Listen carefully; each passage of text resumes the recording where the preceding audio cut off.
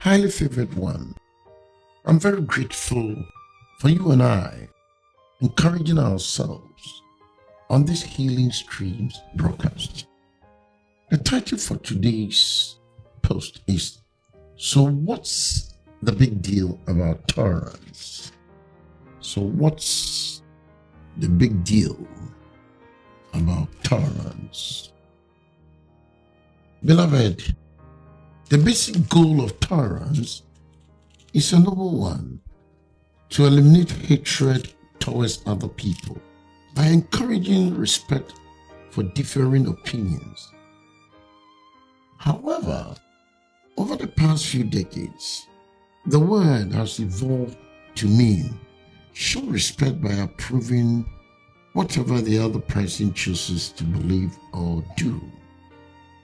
In this way, the culture tout tolerance as the greatest of all virtues in an attempt to dethrone the action God cited as foremost, love, as 1 Corinthians chapter 13 verse 13 says, and now abide faith, hope, love. These three, but the greatest of these is love. Instead of just acknowledging the values of our fellow man, we are now asked to embrace them.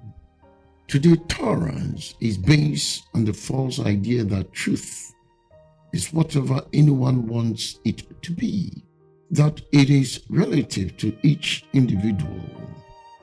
Such a tenet creates an unavoidable chasm between love and tolerance, because the action of biblical love is rooted in absolute biblical truth. This shift in paradigm represents a dangerous and real trend that puts students on the front lines of a major battle for our culture. The answer is yes. Tolerance may be an easy path to follow for a short time, but ultimately, its logical fallout results in a society devoid of a biblical foundation.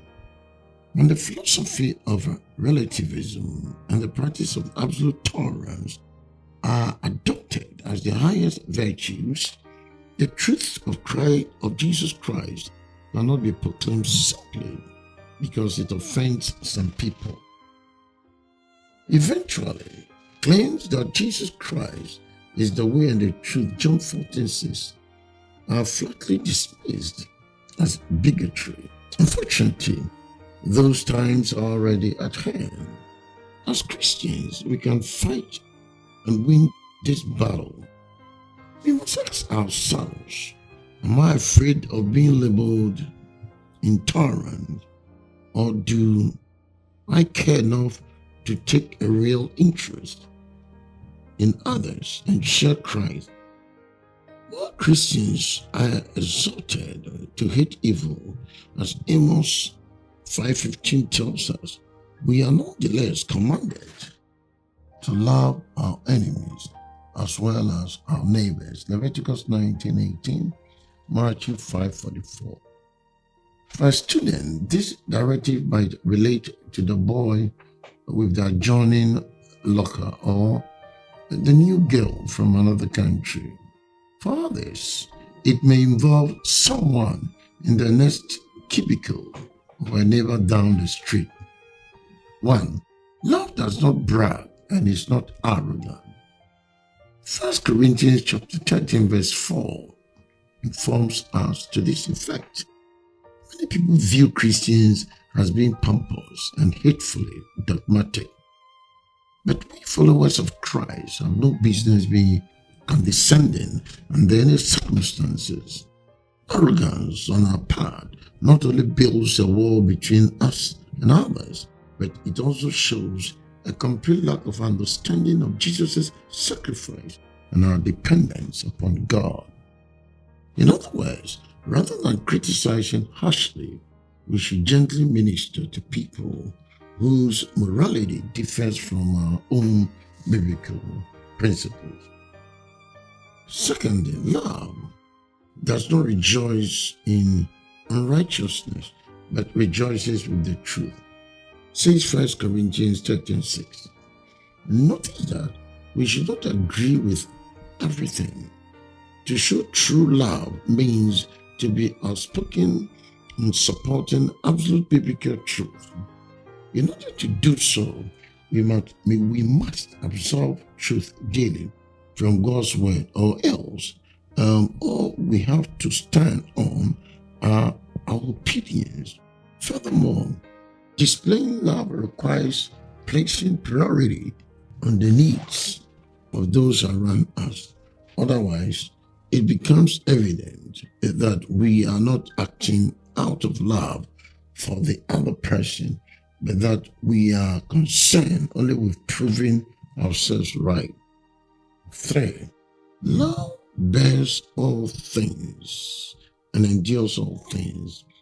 1 Corinthians 13:7.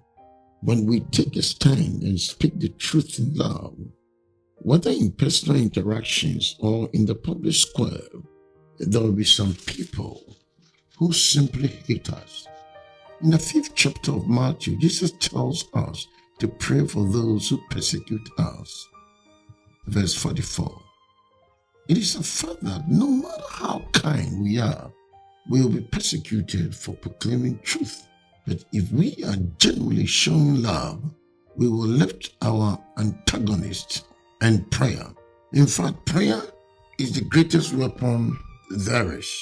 Remember, Jesus himself was not tolerant of all ideas and philosophies, though he did allow people the right to adhere to erroneous opinions, as Matthew 10:13-14 and Matthew 12:30 tells us.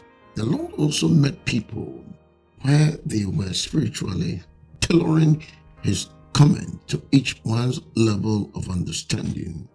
He expanded their thinking in a Godward direction, as John 3, verses 3-12, and John chapter 4, verse 7-29 informs us.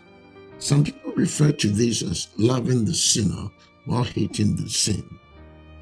We will be wise to become intolerant, exactly the way Jesus was.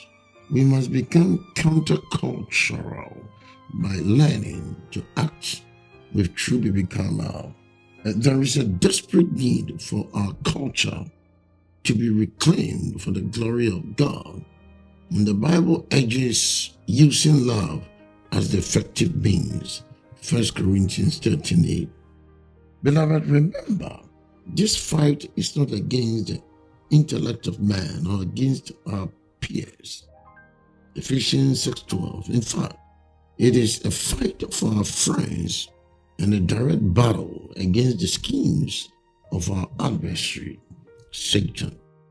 Not everyone is going to like us, yet, as the practice of love develops, the right kind of intolerance in you, be encouraged by the words of Jesus himself. In the world, you have tribulation, but take courage. I have overcome the world. John 16:33. Thanks for hearing, and may the good Lord richly bless you.